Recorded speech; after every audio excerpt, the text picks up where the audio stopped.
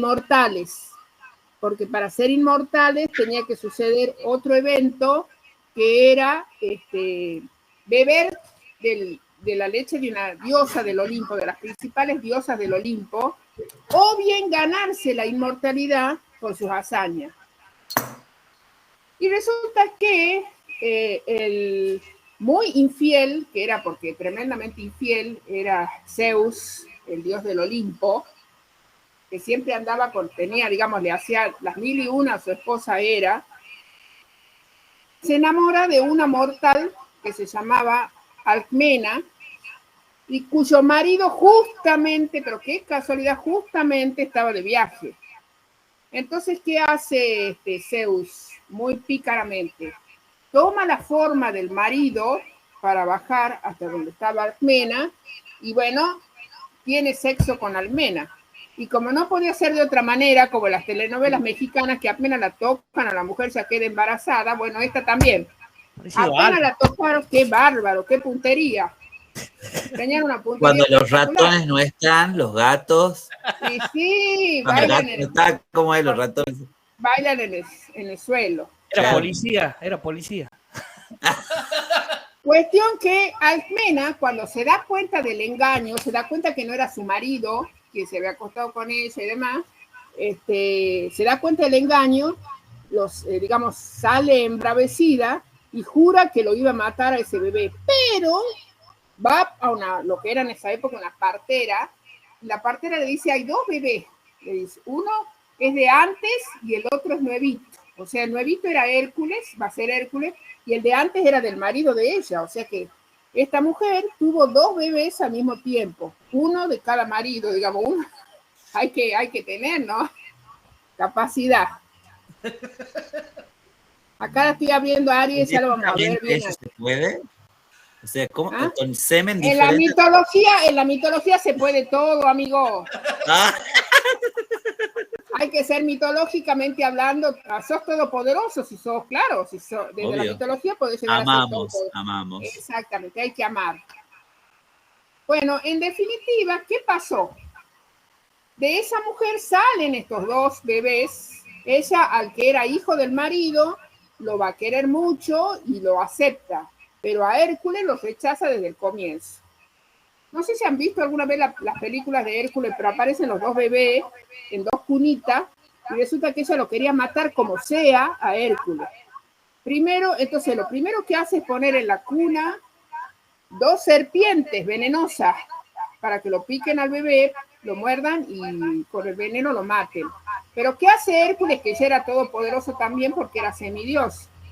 Toma con las manitos del bebé a las dos serpientes y les aplasta la cabeza. O sea que no lo puede doblegar por ahí. Después le ordena a ella, a sus ayudantes, que lo lleven a las montañas, lejos, y que lo abandonen al bebé. Entonces, eso hacen, por supuesto, los sirvientes de ella, lo llevan a la montaña, pero como Hércules estaba protegido por la diosa Afrodita, que lo amaba mucho, Afrodita siempre lo va a ayudar a Hércules. Siempre tenemos a alguien, un ángel que nos ayuda, chicos, todos tenemos eso. Llámese Afrodita, madre, tía, abuela, pero todos tenemos a alguien que siempre nos protege. Entonces, ¿qué hace Afrodita? ¿Qué hacen los pícaros del Olimpo? Generan que justamente, y qué casualidad, la que la odiaba, odiaba a todas las mujeres, o sea, todas las relaciones extramatrimoniales de su marido, o sea, la diosa Hera, la esposa de Zeus, justo andaba por ahí de paseo y se conmueve al ver ese bebé llorando. Y lo alza en sus brazos y lo pone en su seno para que tome leche, porque lo ve que estaba hambriento y sediento, era un bebé. ¿Y qué sucede ahí? ¿Qué les había dicho yo? Para ser inmortal, una de las condiciones era beber la leche de una diosa del Olimpo. O sea que ahí en ese acto ya Hércules se transforma en inmortal. Ella no sabía que era Hércules, creía que era un bebé cualquiera. Entonces después viene el chismosito del Olimpo que traía siempre que va a ser Géminis, ¿no? Y que va a aparecer ahí siempre el chismosito, el mentirosito, representado en Hermes, y le sopla al oído a la diosa Hera, le dice, ese es Hércules, o sea, esa es una imagen de la infidelidad de tu marido. Cuando se entera eso Hera, se lo arranca al bebé del pecho y lo tira a las piedras. ¿Y qué pasa? Que sigue saliendo leche del seno del que estaba bebiendo el bebé, y esa va a ser la famosa Vía Láctea. Así que fíjense ustedes el origen de la Vía Láctea. Tremendo. Y siempre las mujeres tienen que ser las protagonistas.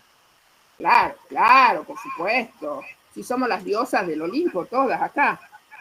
Por eso Dios es mujer y feminista. Sí, Dios es mujer y hombre al mismo tiempo. O sea, es hermafrodita. Por eso en el tarot las cartas que son hermafroditas son muy poderosas en el mensaje. ¿Será andrógino? Claro, son andróginos, sí. Bueno, ¿qué les quería decir con esto? Entonces Hércules de todas maneras sobrevivía. Bueno, queda viviendo solito, niño, en las montañas, sin embargo siempre va a encontrar a alguien que lo ayude, e incluso le enseñan todas las artes de la supervivencia en la época, o sea, aprende a manejar el arco, la flecha como un dios, digamos, muy bien, aprende a defenderse de todas las bestias andantes, aprende la lucha, o sea, aprende todo lo que tenía que aprender para sobrevivir, y va creciendo. Cuando se entera Hera que Hércules seguía viviendo, le tenía mucha bronca, y lo quería, porque era de todas las imágenes vivientes de las infidelidades de su marido, se la agarró especialmente con Hércules, le tenía especialmente odio porque era hermoso Hércules, ¿no? Era un pintón, tenía de todas las características que ustedes se puedan imaginar. Bueno, ya lo van a ver en las fotitos que pongo yo acá. Como Ale. Claro, eran hermosos, exactamente. Él es la imagen viviente de Hércules. Se ha puesto colorado, Ale, mire. ¿Qué sucede entonces? Crece de todas maneras, se hace un hombre, se convierte en un gran luchador, y él tenía la característica de semidios, o sea que se podía adelantar a muchos sucesos, recibía asistencia de los dioses y demás. Entonces tenía que organizar alguna cosa, alguna tramulla muy bien armada para manipularlo y hacer que cometa algún error muy grave, cosa que se merezca el castigo del Olimpo. Entonces, logra ella, miren lo que logran las mujeres, logra que Hércules se enloquezca en sus propios pensamientos, y Hércules ya estaba casado y tenía hijos, ¿no? Llega a matar a su esposa y a sus hijos, con lo cual comete un gran error contra la natura. Entonces se merecía el gran castigo de los dioses. Entonces Hércules, cuando se da cuenta, cuando toma conciencia de lo que había hecho, se arrepiente, pero no sabía cómo subsanar, cómo reparar semejante falla contra natura de haber matado a sus seres queridos, a su propia sangre. Entonces va al oráculo de Delfos, a donde iban, digamos, todos los que necesitaban consejo en la antigüedad. O sea, no iban ni a las redes sociales como ahora, ni buscaban asistencia en otro lado, sino iban al oráculo de Delfos. Y en el oráculo de Delfos, los dioses le dicen que no era irremediable lo de él, que sí se podía remediar y reparar, siempre y cuando él pudiera salir victorioso de tareas que le iban a poner, que eran tareas muy difíciles, pero que iban a ser 12 tareas. Por cada signo del zodíaco, una tarea. Siempre la tarea, ya van a ver, tiene que ver con alguna característica del signo. Y que esas 12 tareas van a representar las conquistas internas que cada uno de nosotros tiene que hacer en las distintas esferas. O sea, la simbología es muy poderosa, muy potente. No las vamos a ver a las tareas en el orden en que se las dieron a Hércules, porque tendríamos que comenzar entonces por Leo, que fue la primera tarea y demás, pero nosotros vamos a seguir el orden del zodíaco, que me parece tal vez más interesante, digamos, y más orientador. Pero después podemos ver cómo ha sido verdaderamente el circuito que ha hecho y de ahí sacar conclusiones. Ahora, como yo les decía alguna vez, creo en la epistemología, siempre el ser humano busca hacer caminos, porque somos grandes caminantes de la vida y de la existencia. Y así tenemos circuitos famosos para la humanidad, como por ejemplo el famoso Camino de Santiago, de Compostela. Tenemos, ¿no es cierto?, las grandes peregrinaciones. Acá en Latinoamérica también tenemos, por ejemplo, bueno, tiene la peregrinación que se hace a Luján. Tenemos grandes Eso estaba viendo circuitos. hoy en la tele, profe, cómo se Sí, estaban... preparando, sí.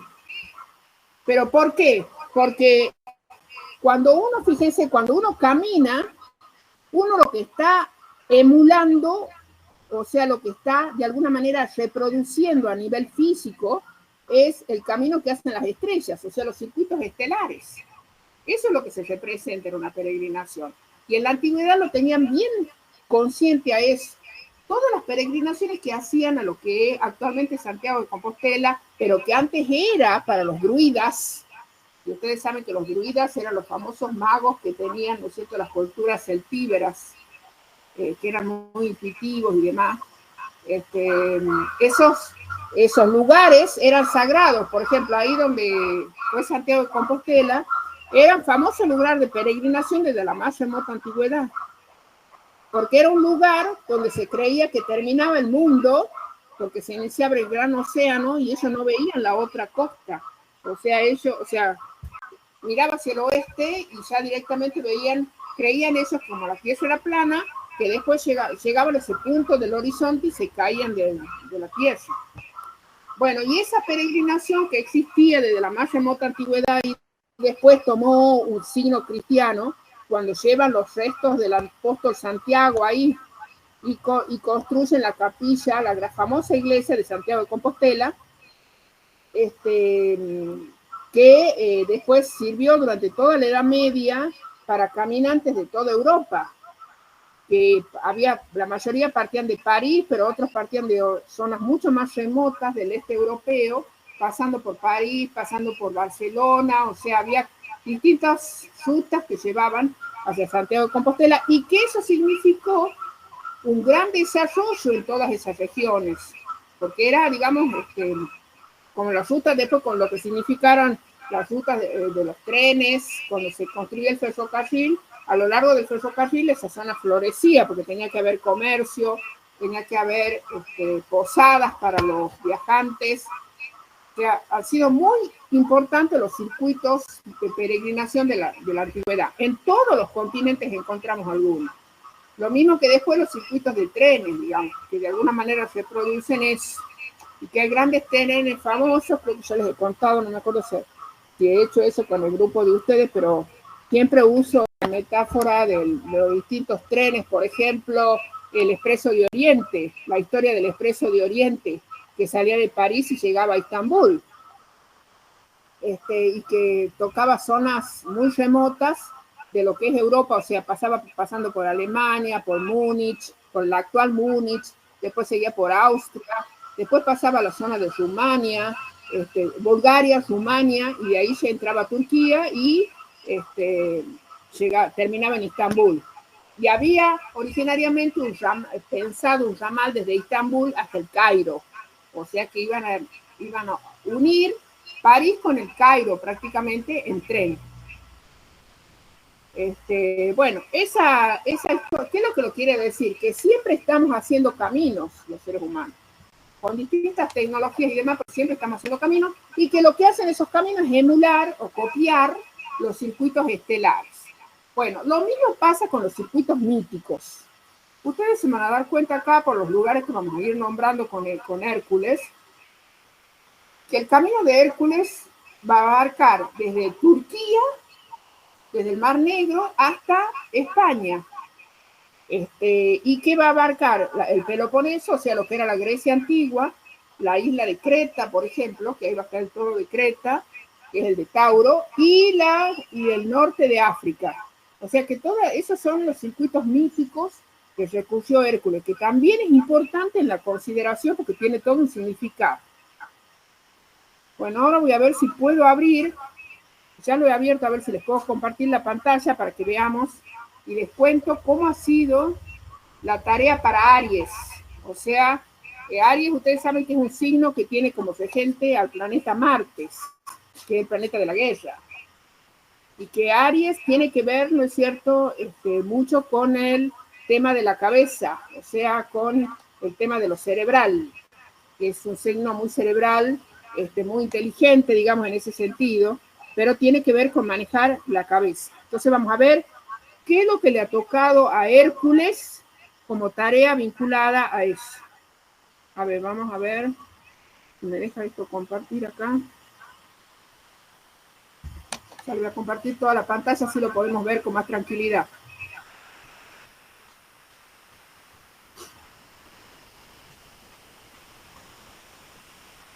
¿Les gusta esto, chicos? Que veamos estas cuestiones. Sí. Le va a venir bien. Interesante. Sí. Es más que interesante porque Para le va a hacer una servir, retrospectiva, profe. claro, un autoanálisis. Ahí van a ver, por ejemplo, qué es lo que le sugieren a Hércules para manejar las emociones, para manejar los impulsos que tenemos que domar y demás. Ahí está compartiendo, profe. Bueno, perfecto. Vamos acá. Vamos entonces a Aries.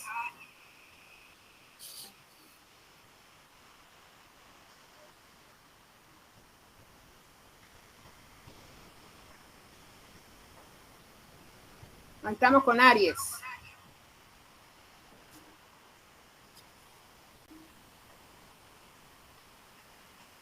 Resulta que en Istambul, este mito nos va a llevar hasta la ciudad de Istambul, porque se desarrolla ahí en el hipódromo de Istambul. En Istambul había un rey que se llamaba Diomedes. Y este rey tenía como característica que le gustaban los caballos. Le gustaban mucho los caballos, le gustaban las yeguas. Pero tenía una cierta perversión porque él los alimentaba a los caballos, en este caso a un grupo de yeguas, que van a ser las yeguas de Diomedes, se llaman las yeguas de Diomedes, los alimentaba con carne humana, o sea, llegaba algún enemigo de él o invitado que él hacía a su palacio, y él lo mataba, o sea, y le entregaba los cuerpos, los cadáveres a las yeguas. Por lo tanto, era algo contra natura, porque los caballos no comen carne humana, pero sin embargo estas yeguas sí lo hacían. Estas yeguas estaban continuamente encadenadas y alimentadas con carne humana. Fíjense la simbología, encadenada y alimentándose contra natura, digamos. Bueno, en Istambul, en un momento dado, entonces lo que se le encarga a Hércules era amansar, tenía que hacer las mansas porque eran muy salvajes las yeguas estas. Nadie se le podía acercar y todos le tenían miedo porque en definitiva, podían matarte la yegua y te comía. Nadie se quería acercar. Entonces se le encarga a Hércules que las amanse, que las haga mansas. Después ustedes van a sacar la conclusión, ¿quiénes son las yeguas de Diomedes en nosotros, en cada uno de nosotros?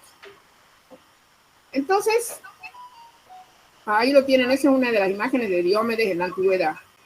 Y ahí está la imagen de Hércules. Fíjense qué imponente que era Hércules cuando llega ahí a la ciudad de Istambul, que bueno, no se llamaba Istambul en esa época.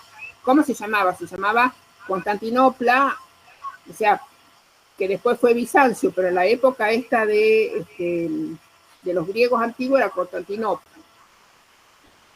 Y Hércules organiza entonces como una emboscada con su ejército. Él tenía, por supuesto, un ejército, Hércules, tenía seguidores que lo ayudaban, no estaba